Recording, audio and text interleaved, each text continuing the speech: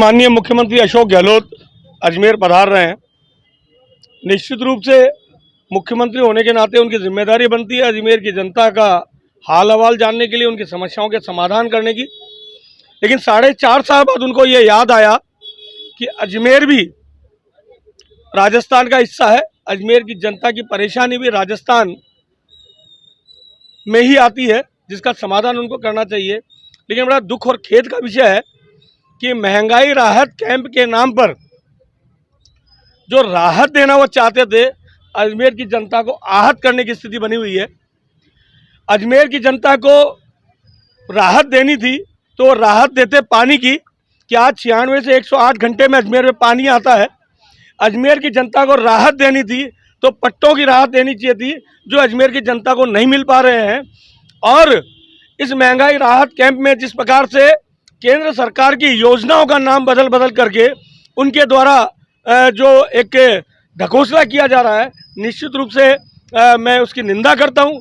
साथ ही smart city योजना project जो कि केंद्र सरकार की महती योजना है, उसमें जिस प्रकार से यहाँ पर घोटाले हुए हैं, भ्रष्टाचार हुए हैं, जिस प्रकार की क्वालिटी कंट्रोल होना चाहिए था उसका ध्यान नहीं रखा गया और मुख्यमंत्री केवल मात्र वाहवाही लूटने के लिए और उसका फायदा लेने के लिए केंद्र सरकार की योजना में बनने वाले एलिवेटेड रोड का उद्घाटन करने के लिए आ रहे हैं, जिसका सेफ्टी सर्टिफिकेट तक नहीं लिया गया है, जिसके बारे में ये जानकारी नहीं है कि वो सुरक्षित है या सुरक्षा के पैमाने को पूरा करता है या नहीं करता है।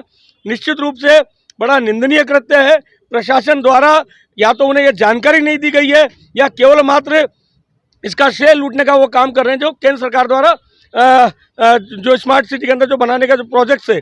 आज स्थिति यह है कि केंद्र सरकार द्वारा जो स्मार्ट सिटी में प्रोजेक्ट बनाया था उसमें अजमेर को स्मार्ट बनाने का, अजमेर की जनता को स्मार्ट बनाना जरूरी था, लेकिन उसकी वजह केवल बिल्डिंगों को खड़ा किया गया है। कलेक्ट्रेट से लेकर हॉस्पिटल से लेकर कॉलेजों में बिल्डिंगें बनाई गई है, जिससे अजमेर की जनता का कोई फायदा नहीं होना।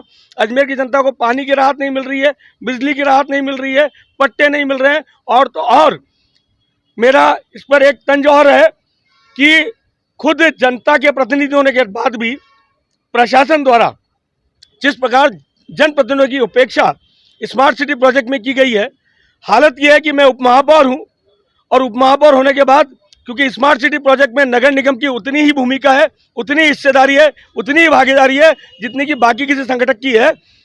हमको निमंत्रण तक नहीं दिया गया, मुझे निमंत्रण तक नहीं है कि उस स्मार्ट सिटी प्रोजेक्ट के कार्यक्रम में मुझे जाना चाहिए, जो कि अजमेर की जनता से जुड़ा हुआ है। निश्चित रूप से इसी प्रकार से हमारे बाकी जनप्रतिनिधियों के साथ भी इस प्रकार की उपेक्षा विगत 2-3 सालों से लगातार हो रही है। हमारे सांसद, हमारे विधायक, उनसे न तो इस बारे में चर्चा की जाती है, न अजमेर के जनप्रतिनिधि चर्चा किया जा रहा है। और स्मार्ट सिटी प्रोजेक्ट में जो घोटाले और भ्रष्टाचार हो रहे हैं उनको कहीं ना कहीं सरकार में बैठे हुए लोगों का प्रश्न है, जिसकी जांच करने की मांग माननीय प्रधानमंत्री से पूर्व में भी कर चुका हूं और मैं आज भी पत्र लिख करके उनसे मांग करने वाला हूं, इस पूरे प्रकरण की जाँच की जाए। स्मार्ट सिटी में जिस प्रकार का ये एलिवेटेड ब्रिज बना है, जिसको लेकर के कई शंकाएं हैं, कई समस्याएं हैं, उसमें कई घोटाले की बू उसमें आती है।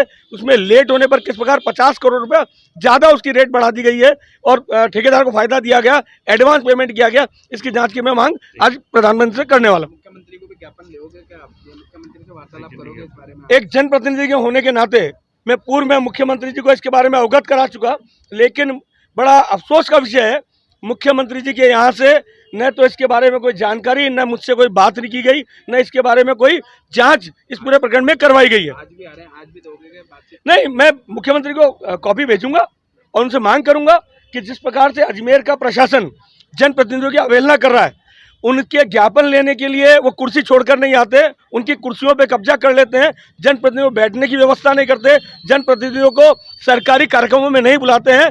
पूर्व में भी कांग्रेस के नेता भी इस बात पर आपत्ति कर चुके। तो इस प्रकार के प्रशासन को पाबंद करने के लिए और इस प्रकार के प्रकरण की जांच करने की मांग मैं मुख्यमंत्री से करने वाला हूँ।